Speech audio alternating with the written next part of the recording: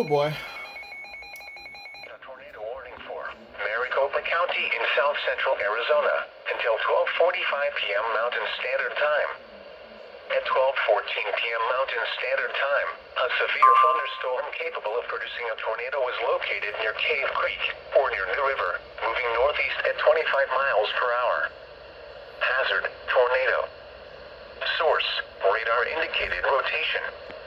Impact, flying debris will be dangerous to those caught without shelter. Mobile homes will be damaged or destroyed. Damage to roofs, windows, and vehicles will occur. Tree damage is likely.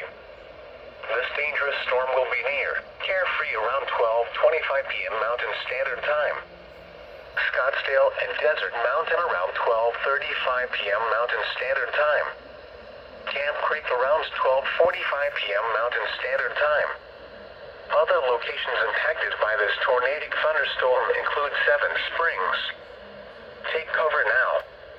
Move to a basement or an interior room on the lowest floor of a sturdy building. Avoid windows.